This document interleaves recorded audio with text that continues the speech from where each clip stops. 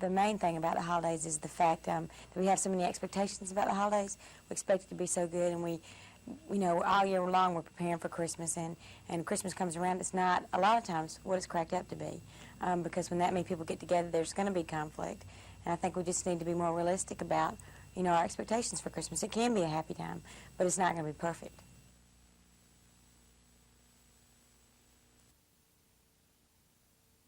I went over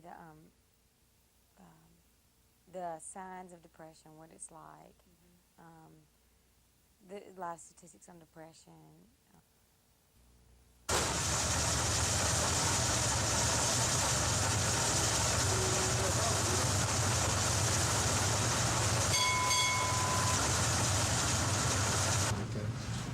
These hoses here are your heater hose. You got one here. Well, they could wake up with a cracked block or a cracked head. It could mess the radiators up. They could wake up with a rotten hose. It might blow on them the way to work. It's just best to go ahead and winterize one. So we're talking about a lot of money here if they don't prepare. Right, you're talking in big bucks. Light is weak, and if it shows in the red, it's a dead cell. Have to replace it.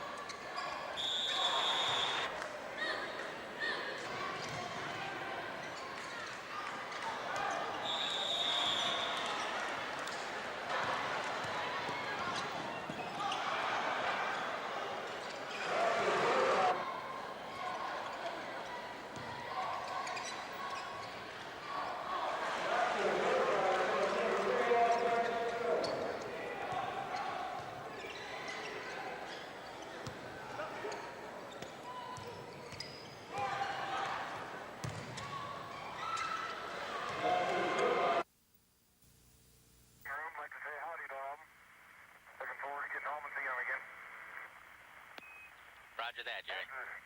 After the second ETA, however. Now, where are your priorities?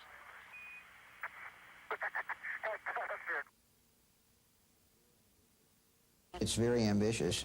A lot of manual dexterity, a lot of handwork involved in it, and I don't think anybody's signed up for 2 6-hour EVAs of a lot of handwork yet.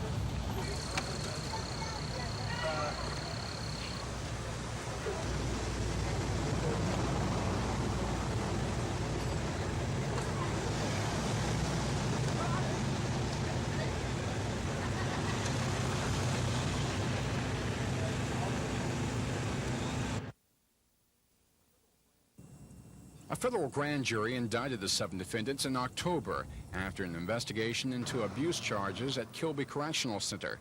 5 inmates say in June 1983 they were beaten with nightsticks, forced to bark like dogs, and to crawl naked on their hands and knees in front of prison personnel after a disturbance.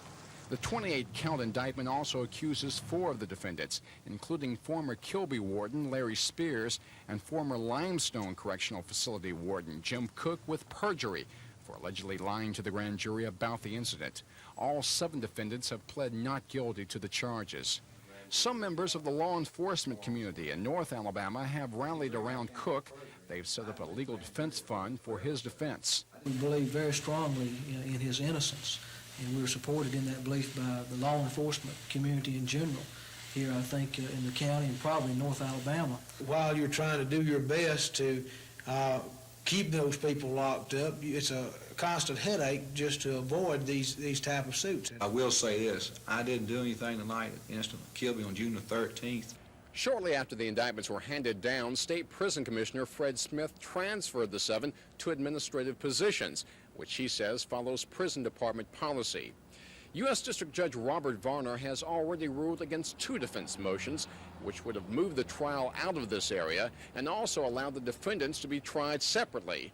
Still, defense attorneys predict their clients will be acquitted of all charges. Cal Calloway, WSFA TV News.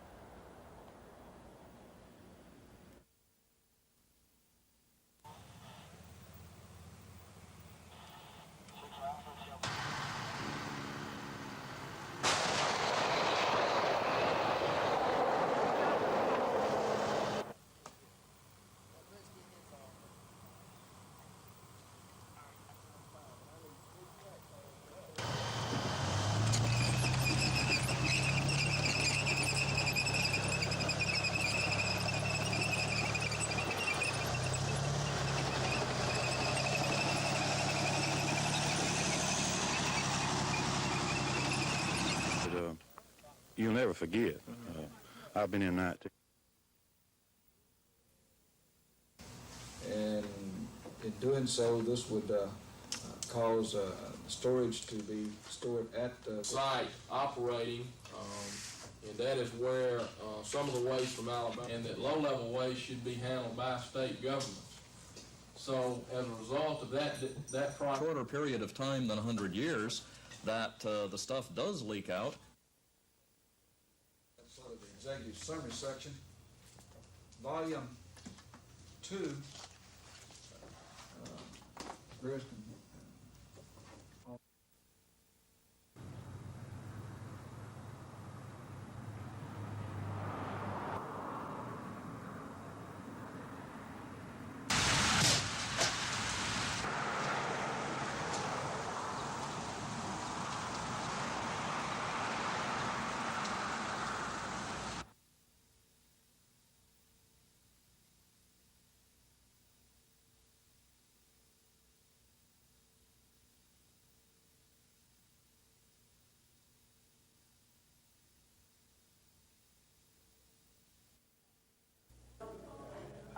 In a world where power talks, Tom Henderson's message is loud and clear. His recent victory at the World Powerlifting Championships in Helsinki, Finland, culminated a 12-year obsession. I told myself that I thought someday I could be a world champion, and if I just stuck with it long enough, I could do it. And I wasn't going to give up, no matter how long it took. As you can imagine, leg pressing a 160-pound reporter is not that difficult, but throwing 850 pounds on top of that, and you realize how Henderson got his 30-inch thighs. Those thighs and a 56-inch chest are 2 of the byproducts of what Henderson has put into the sport. So what's been his motivation? You never seem to, like you're going to reach your limit. I mean, you slow down a little bit, but you know, you're not competing against people, like say you're lifting against the weight, and that you can always increase the weight.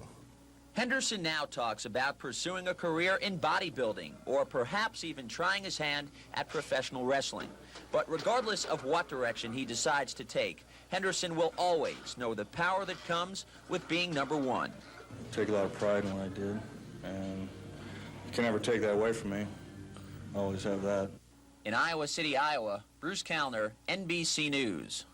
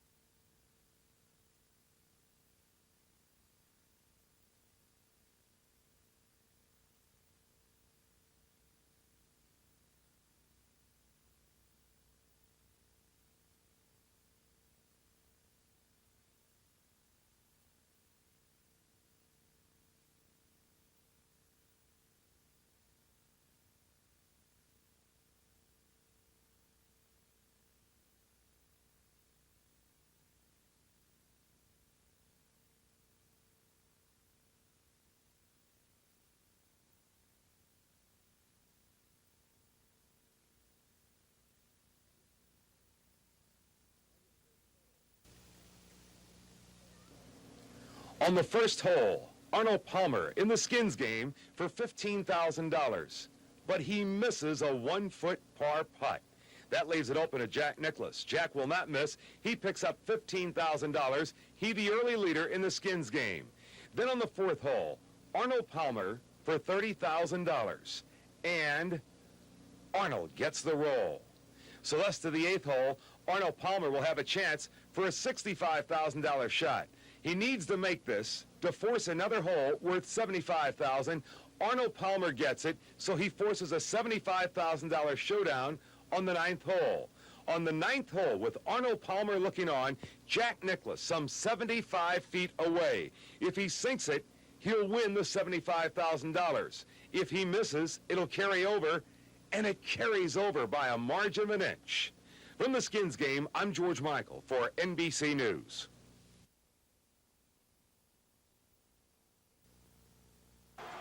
Needless to say, there have been many great Alabama-Auburn football games through the years. But today's 50th annual Iron Bowl certainly ranks as one of the very best. One would be hard-pressed to find two more evenly matched football teams than the two that showed up at Legion Field today. Alabama grabbed the early momentum. Mike Shula guiding the Tide down the field on its second possession of the game. Craig Turner's one-yard touchdown gave Alabama the 7-0 lead. Just 2 plays later, the Tide got the ball back again. Auburn quarterback Pat Washington was sacked by John Hand, jarring the ball loose. The Tide's Tommy Cole recovered. 4 plays later, Van Tiffen gave Alabama a 10-0 lead with his 26-yard field goal. Minutes later, this Greg Richardson punt return of 62 yards set up another Tiffen field goal. It was 13-0.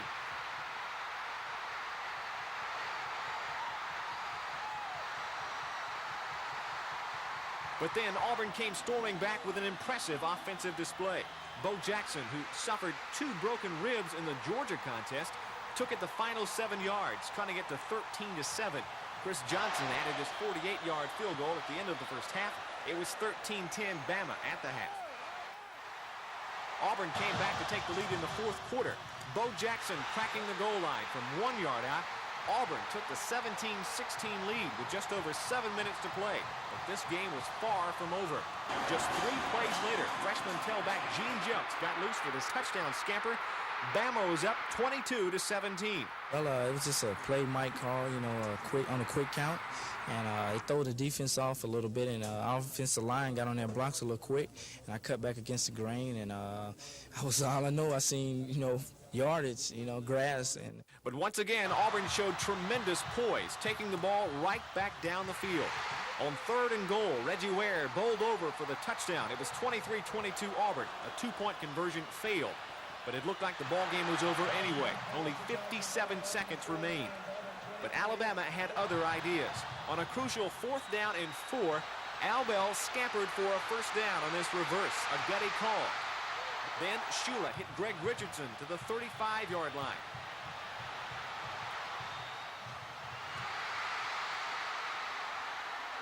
Only 6 seconds remained on the clock. The rest is history.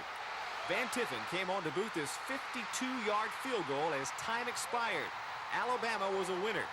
Van Tiffen was a hero.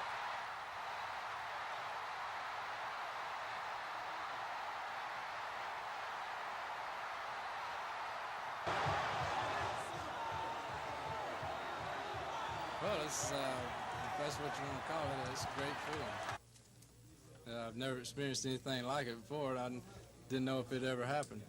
What went through your mind when you hit it and saw it was going good?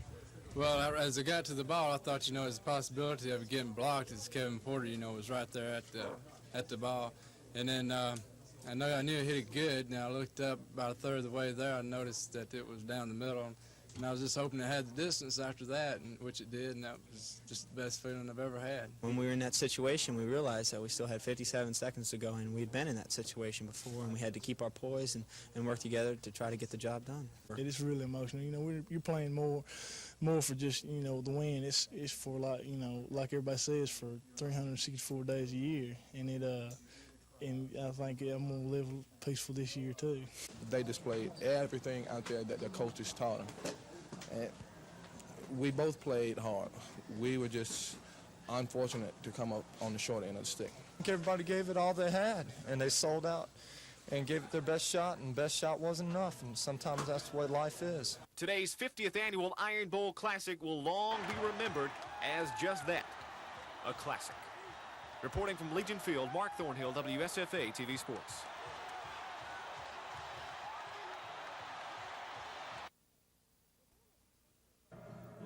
If alien creatures from outer space landed in Alabama today, they would be convinced watching football is mandatory and believe the pigskin is our state symbol. We humans know that's not the case. Today just happens to be the biggest day for college football in Alabama. It's all because of a game called the Iron Bowl. If there was anyone around not watching the game, you probably didn't even notice. The Iron Bowl is all-consuming. Even local taverns like Adams draw business it wouldn't ordinarily have on Saturday afternoon. Just one person in here at this time of the day is good for us. We're a happy hour late night bar. And so we're getting more people in. It's good for business. Now you can watch the Iron Bowl for fun, or you can watch it for bragging rights. We found even between the best of friends, the football game is serious business. Alabama's winning this ball game right now. The problem is I'm a big Auburn fan, and one of my best friends in this entire world is sitting next door over at the room, and they are winning this ball game. It's a very, very serious ball game this time of the year. What is this game going to do to your friendship with this Auburn person over here? What's it going to do to your friendship today? Well, for the next 2 hours, I think it's going to put a strain on it, but after that, we usually make up. When I moved to Alabama several years ago, I was told in no uncertain terms that during the football season, I have a choice to make. Am I for Alabama or am I for Auburn? Well, my best friend went to Auburn, but then I know a lot of people who root for Alabama. Possibly more important, my assignment editor who gives me my news stories went to Georgia. Maybe I should say go Dogs. I think this football season I'm just going to be quiet. Carrie Gordon, WSFA TV News.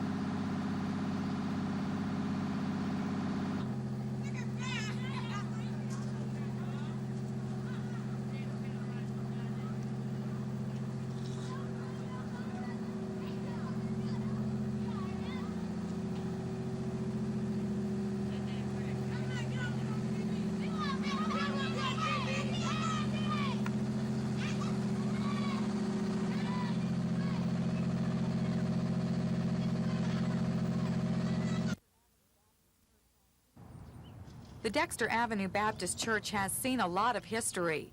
The words King Memorial were added in the 1970s after former pastor Martin Luther King Jr. was assassinated. And it was here 30 years ago that some black Montgomeryans decided to boycott bus transportation after an unassuming woman named Rosa Parks was arrested for not giving up her bus seat to a white male passenger. That was only the beginning.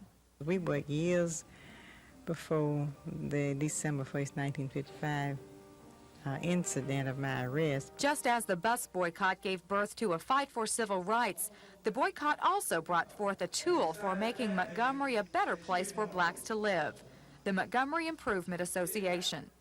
30 years later, the MIA is encouraging the younger generation to protect and preserve their right to vote.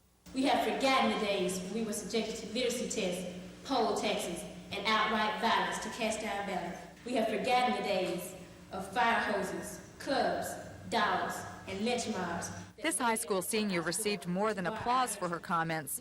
She won a $500 scholarship to the college of her choice. Another way the Montgomery Improvement Association is facing the challenges of tomorrow. Improvement is what we really mean, because when you can improve a person's lifestyle and you can improve their status of life, that is what you have done, and that's what our goals are, that we would continue to work to improve our community, that all people would have a better way of life. It is only necessary that we keep alive the movement, and we have to do that. As a young girl said in her presentation, that this must be done if we are to be free people, and we want to be free. Not just someday, but we want to be free today.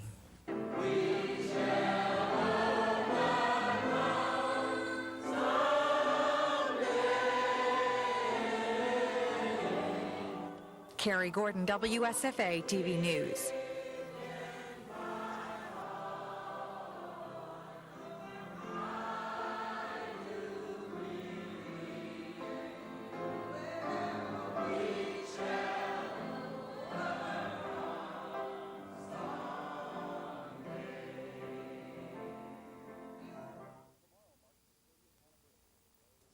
Well, tomorrow marks the 30th anniversary of a day when a black Montgomery seamstress just wouldn't take it anymore. Rosa Parks touched off an event that many credit with beginning the civil rights movement. Tonight, Carrie Gordon chats with Mrs. Parks about her courage. Dean, Rosa Parks is considered by many to be the mother of the civil rights movement. It will be 30 years ago tomorrow that Rosa Parks refused to give up her seat on a Montgomery bus to a white man. That refusal and her subsequent arrest sparked a bus boycott by blacks. And as you said, that is credited with starting the civil rights movement we don't know today. Ms. Parks, I want to thank you for being with us tonight. And first of all, let's go back 30 years. What were you thinking 30 years ago on the bus? When I boarded the bus, I only planned to go home and take care of whatever I had to do. I did not take a seat in what I considered the white section. There were very few vacancies in the front, and I did take the last seat that I saw vacant, and went through the first stop and the second and to the third. I was sitting in the same seat with a man who was next to the window. I was next to the aisle. Two women across the aisle. When the driver wanted us to stand up, the four of us, we didn't move at the beginning, but he said, y'all make it light on yourselves and let me have those seats. And when the other three people moved and I didn't, is when I was placed under arrest and taken to jail. Did you have any idea at that time that that incident on the bus would spark such a movement? No, I had not thought of what would be the thinking of the community when they heard this, and I didn't have any idea. I only knew that as I was being arrested, that it was the very last time that I would ever ride in humiliation of this kind, in segregation and being arrested for just wanting to go home and wanting to be comfortable, wanting to be treated as any passenger should. That must have been very difficult for you to have gone through that experience. Have you ever regretted fighting for your seat and really your dignity? No, I have not, and I don't think I ever shall. Now, that was 30 years ago, and some things have changed. there are black leaders today that still say blacks have a long way to go in civil rights. Where do you see what is happening and what's not happening with blacks in 1985? We all have a long way to go, all people of goodwill, regardless of race. And I am very much of the opinion that as long as there is unemployment and war, crime, and all things that go to for the infliction of man's inhumanity to man, regardless, that there's much to be done, and people of goodwill need to work together for economic progress, for political progress, and all activity that will make for peace, love, goodwill, equality of all, for all people in every phase of life. Now, your fight for civil rights hasn't stopped for black Americans. I understand you've done some protesting for the blacks in South Africa. Can you tell me about your trip to Washington? Yes, I have. I did go to Washington to protest against the South African apartheid government. And my reason for doing so, I feel that as long as any of us are enslaved, all of us, all of our freedom is threatened.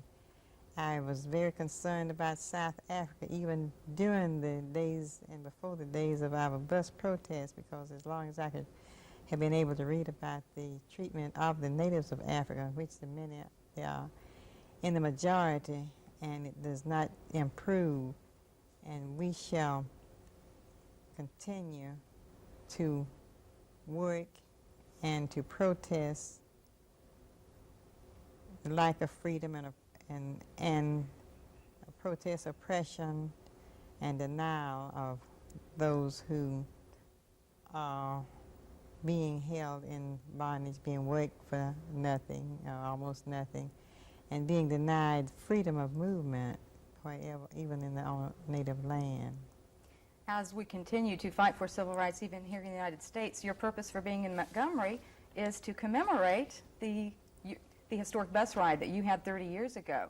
And there are a lot of activities that are going to be going on. I think we've got a phone number if anyone wants some more information on this. I'd like to run through a couple of the activities that you will also be involved in the coming week. Starting tomorrow at 3 o'clock, there will be an oratorical contest at Dexter Avenue Baptist Church. Monday at 7 o'clock in the evening, there'll be a mass meeting at Holt Street Baptist Church. Speaking will be Dr. Joseph Lowry, the president of LCSC.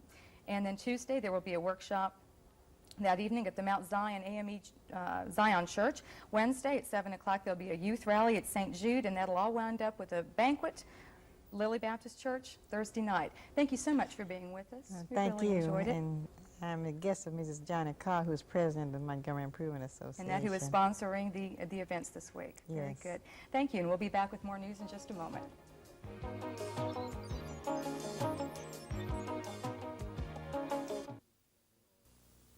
I think what you saw was, you know, a classic college football game, a great one that's played by two teams that play against each other about as hard as any that I know anything about. I've been around. And that just about sums up the 50th edition of the Iron Bowl. Alabama's 25-23 win was its second in as many years. And for 45 minutes yesterday, it was your typical Auburn-Alabama clash. But the final 15 is possibly the best ever. Tide fullback Craig Turner got the game's first points on this one-yard sweep. It was 7-0. In the second quarter, Auburn's Lewis Colbert punted 56 yards to Bama's Greg Richardson, who then ran 62 yards back through the Tiger kick coverage. It runs setting up Van Tiffin's second field goal of the afternoon for a 13-0 lead. Heisman candidate Bo Jackson revealed Tuesday that he suffered broken ribs in the Georgia game. He played with pain yesterday, scoring twice. They would not bother me. They were nagging me every night when I go to bed. And I got up Tuesday morning, Tuesday evening right before practice, and went to get them checked. And the picture showed that I had 3 broke ribs. This Chris Johnson kick just before the half made it 16-10 Alabama. The score stayed that way through the third quarter, setting the table for a memorable final stanza. After a Kevin Porter interception, Auburn drove 80 yards. Bo on a screen here as Jan Cowart, number 53, goes down with a knee injury. Moments later, it was Jackson up and over for a 17-16 score with 7 minutes left to play. On Alabama's second play from scrimmage, Gene Jelks, one of Ray Perkins' 12 true freshmen, stunned his audience with a 74-yard run. It was 22-17 Alabama and 6 minutes left to play. It was just a play Mike call, you know, on a quick count, and it threw the defense off a little bit, and our offensive line got on their blocks a little quick, and I cut back against the grain, and all I know, I seen, you know, yardage, you know, grass. And Auburn ran 5 minutes off the clock on its scoring drive. Reggie Ware bowled in with 57 seconds to go. Pat Dye said later his team may have scored too quick. When we were in that situation, we realized that we still had 57 seconds to go, and we had been in that situation before, and we had to keep our poise and work together to try to get the job done. On the next to last play of the day, Shula threw to his third receiver, Greg Richardson, across the middle. He was chased out of bounds at the 35, setting up Van Tiffin's most important kick. As I got to the ball, I thought, you know, there's a possibility of it getting blocked as Kevin Porter, you know, was right there at the ball.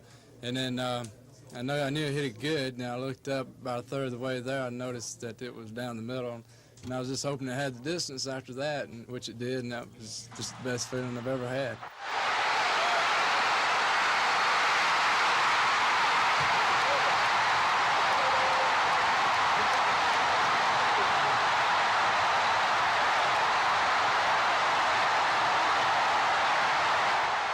I think we've formed a oneness that I used to know when I was a player at Alabama. I think that will certainly carry over. I mean, it was just exactly like I expected it to be honest with you. Except I didn't expect to lose.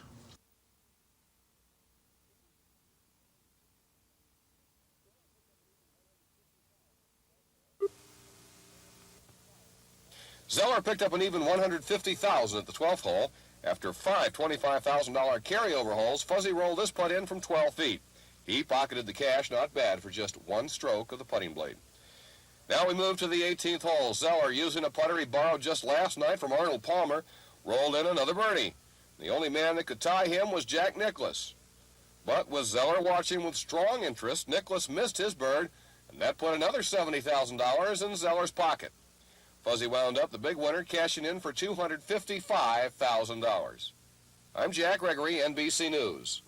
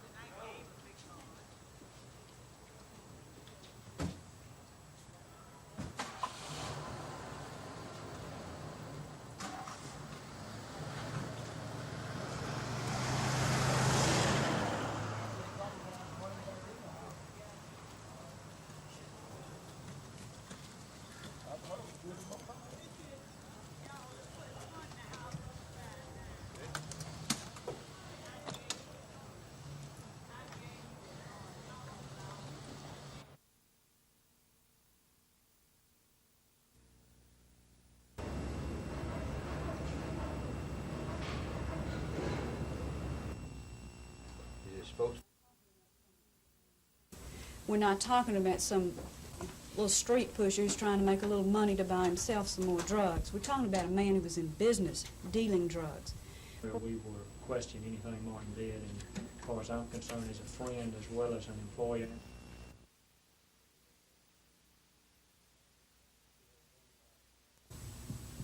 He has been a barber for our crippled children at Father Purcell, 58 children, no charge, regular.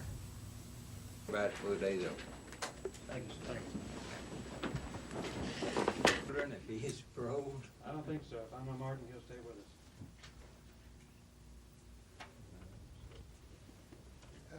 us. It's not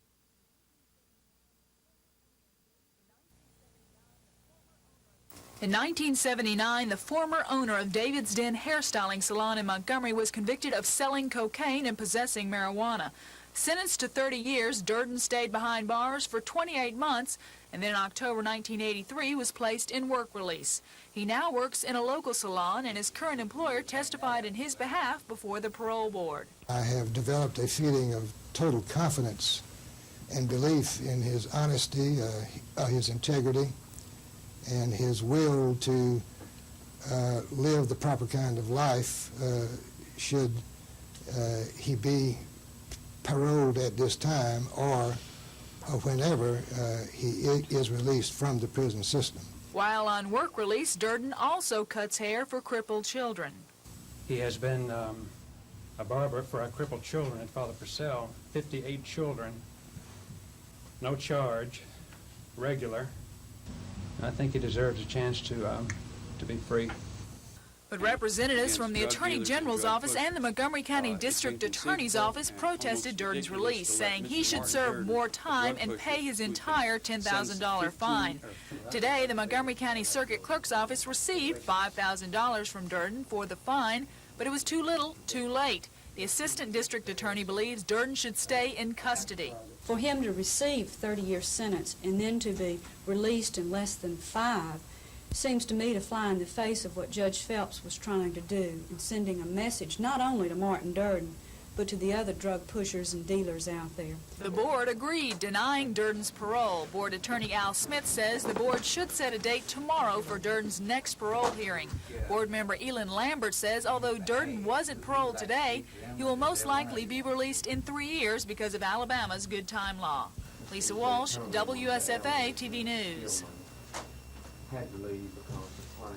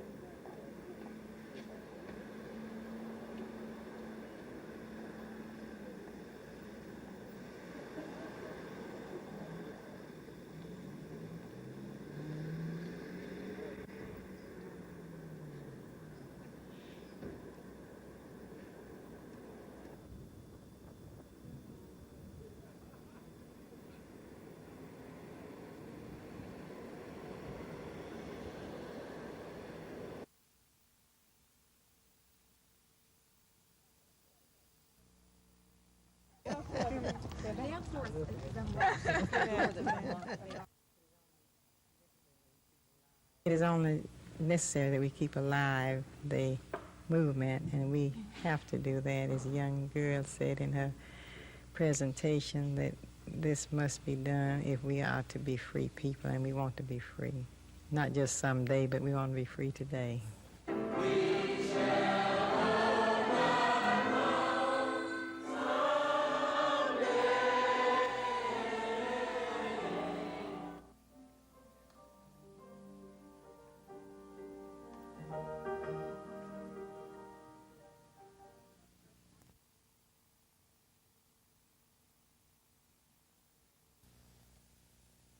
Though there was only one person, and her message was very timely, very much Asking for his continued support and the support of the community. Reflect and to commemorate but the struggle goes on. All of us dedicated our lives to freedom, and I'm still. The first meeting, which was on the Friday following the December 1st incident of my arrest, after spending a few hours in jail and then getting with Mr. Nixon and my family and other people to decide which direction that we would take, I was willing to be a litigant against racial segregation on the buses. Because it is his dream that meant so much to me as I was a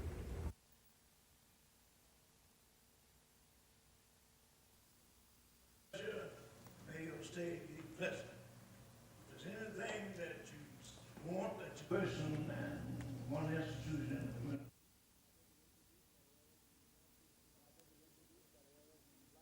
And I think it introduced that era when black people decided they would no longer depend on the courts and no longer depend on legislation, but of their own determination to be free. And so rather than be humiliated and segregated, they decided to walk in liberty and in freedom. And I think we must always be indebted to Rosa Parks and to the Montgomery movement that introduced what I call the era of self-determination.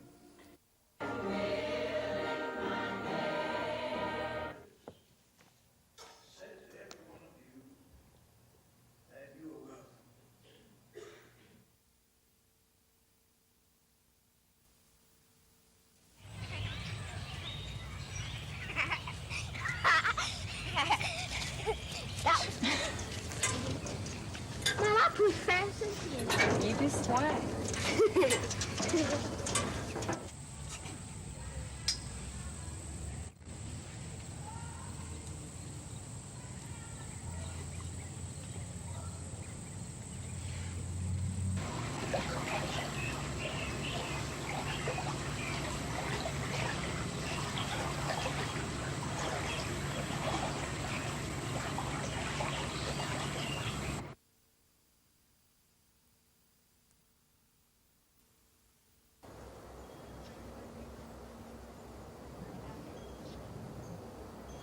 Up to get him in the truck. We pulled up to the garage and my wife was standing in the garage. We're all sleeping, I think, and he called each one of us at home and said, get out, get up. Tell him on the news. Wendy, your grill's okay. Look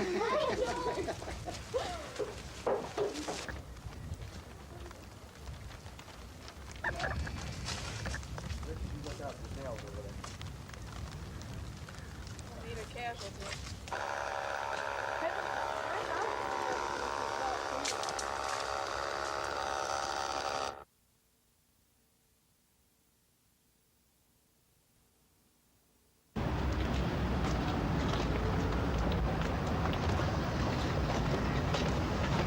Buckshot, you got anything to say about the sentence? No, we're just going to appeal the case. That's all I got to say at this time. Well, you were facing 40 years and you got 3.5. Do you think you got off? I don't have no more comment. How do you feel today? I still say I'm not guilty. I don't have any comment. Buckshot, were you surprised at all by the sentence? I'd rather not say.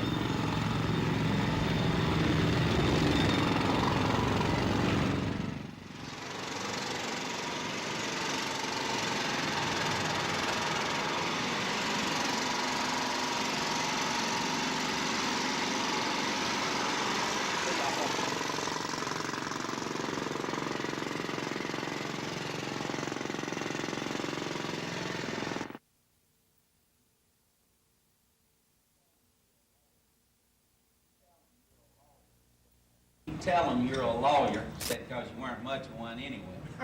Said you tell them you're. I was warned not to say that over in Auburn this morning. In the Congress, she says, yes, Mr. Shelby, I know you. One day, and my secretary said, there's a Mrs. So-and-so on the committees, and so there are 4 running, and they said it'll be like a new industry coming to West Alabama.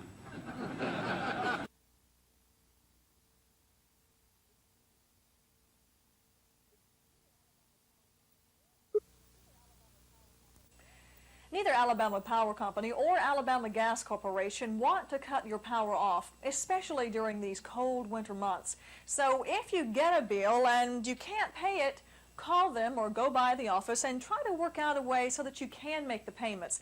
Both companies have various ways to help you deal with the payments and keep that power on. We don't cut off any customer when the weather prediction is freezing or below. Well, what do? You don't just write off the bills? Oh, no. We still try to collect the bills, but on normal weather conditions, our collector, if the bill is way past due, will cut the customer off if he doesn't pay. During cold weather, we do not cut them off. If our customers, any of our customers, are having a problem paying their gas bill, we need to know about it. If they don't let us know about it, then there's no way that we can help them. We have a number of programs available to various segments of our community, particularly the low income, the unemployed, the disabled. We have special policies that will cover those people.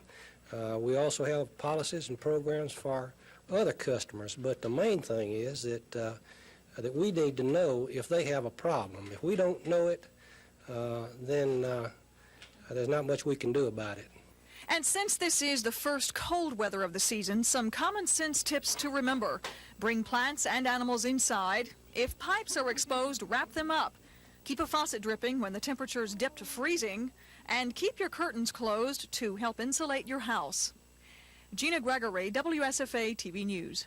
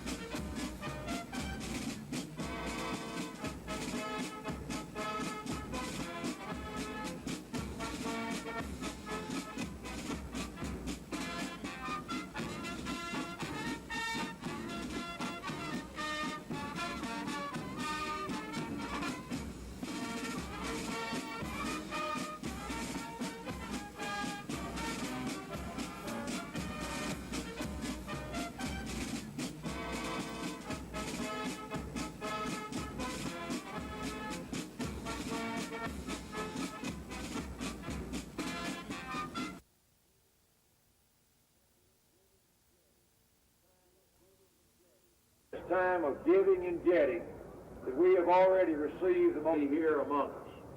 That's what we celebrate at Christmas, and let us use it. Ready? All right.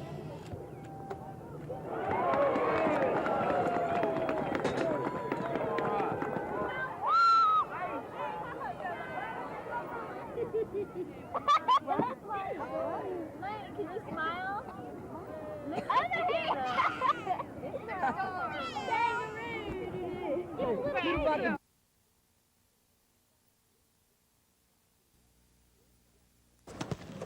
James Jackson is a guy who loves the sport of basketball, and he loves his home state of Alabama. 4 years ago, he was forced to give up one for the other. Following a brilliant senior season at Carver High School here in Montgomery, Jackson hoped to go on to a collegiate career at either Alabama or Auburn. There was only one problem. Alabama didn't recruit him. Auburn did, but too late. So Jackson was forced to leave home, accepting a scholarship to play for West Texas State. On the basketball court at Texas, everything went well. He averaged almost 15 points a game as a freshman and put in 22 a game as a sophomore. But away from the court, JJ was not a happy young man. I felt like the whole time I was there, the only thing that was going through my mind was that it's so far away from home, I wouldn't get a chance to see my family or anything, and they very seldom got a chance to, come out and see me play, and I really wanted to play in front of, my family and friends. But now that has all changed. In 1983, after 2 seasons at West Texas, JJ had the opportunity to transfer back to Alabama to play for the Crimson Tide. He jumped at the chance. As a transfer, JJ was forced to sit out all last season. but he looks back at last year as a blessing in disguise. Sitting out, I got a chance to see, just what the other players in the conference, how they play, and, the system that we run here at Alabama. Going in, J.J. knew he'd have his work cut out for him with Mark Gottfried and Terry Connor holding down the 2 starting guard positions. But that didn't discourage him either. I have Connors in front of me, and, he's one of, the SEC's great point guards right now, so it's not like, a guy that's not better than me is beating me out, And coming in behind him and playing with him and Godfrey, it pretty much helps my game, too. In the Tide's season opener a week ago against Northwestern Louisiana, Jackson made his playing time count, putting in 16 points while not missing a single shot from the foul line or from the floor. Perhaps an indication of many more good things to come. As the saying goes, there's no place like home. And James Jackson is finally home again. Anything, and they very seldom got a chance to, come out and see me.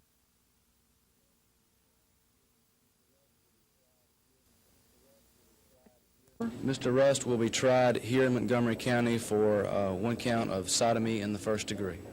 Is this the same thing that we This heard? is the same offense for which he was tried several weeks ago. Can you tell me anything about new evidence possibly to make a difference this time around? We don't expect that the state's strategy or evidence would be much different than the first trial. It's just maybe trying to get a different jury. Perhaps.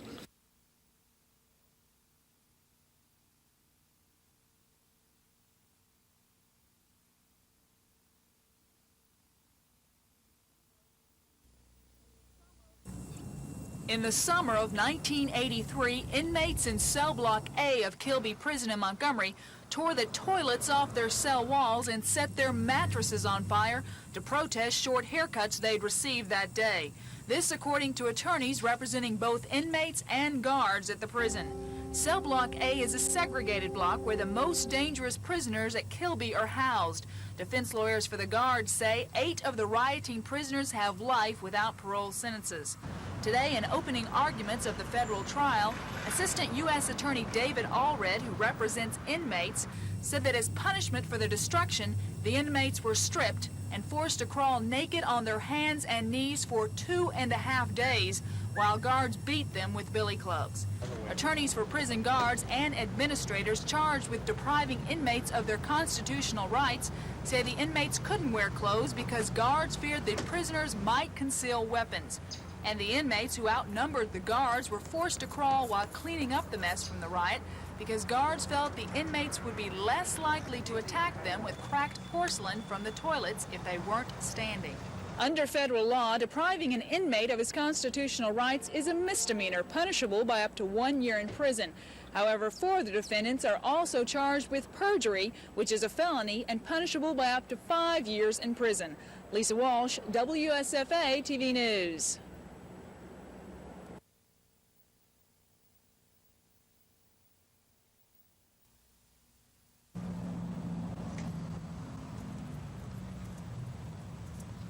Good morning, good morning. Hey, John. Morning, Mr. You're waiting on us or just happened to catch us?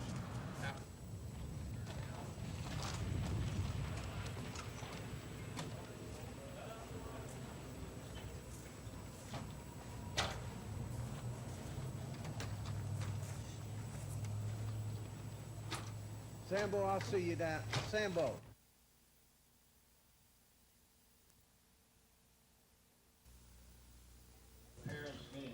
And the mayor's plan won, although both plans include improvements in low-income areas in South and West Montgomery.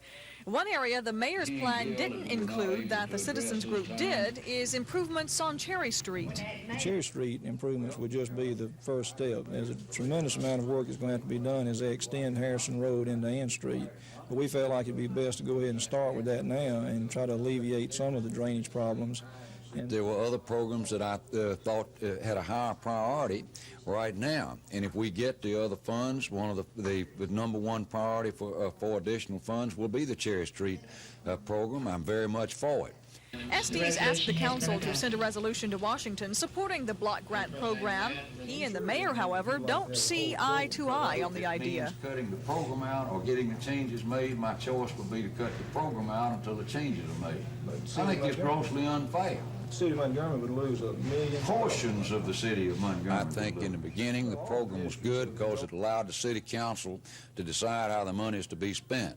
Over the years, a bureaucratic stranglehold has been set on it, and there are many, many areas of the city of Montgomery that cannot enjoy the community development program money. And I think that's unfair, and I think it is wrong, and until they change the rules where every Montgomeryan can enjoy the benefits of it, it ought to be cut out. We understand that they're looking at cuts up there, and it would just be an expression on the part of the city of Montgomery that they're in favor of this program. Montgomery's gotten over $40 million in the last 10 years. It's done a tremendous amount of good. It's helped every Gina Gregory, WSFA TV News. That any of them would want to. All they've done is put it off for 2 weeks, and it'll be on the council agenda in 2 weeks, and I'm hopeful that they'll vote for it then. I can't see what the problems might be.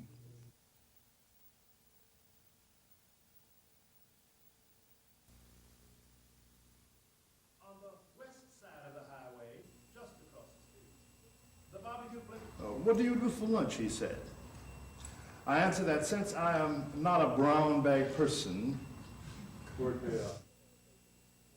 in a state that's called usually the most liberal state in the South, North Carolina, I was set apart from everyone else and had to do my research there. That's back in 1939, 40, 41, 42. I came to Alabama, and to my great surprise, I was not segregated at all, but worked precisely in the room with all the other people who were doing research, and all the facilities were made available to me.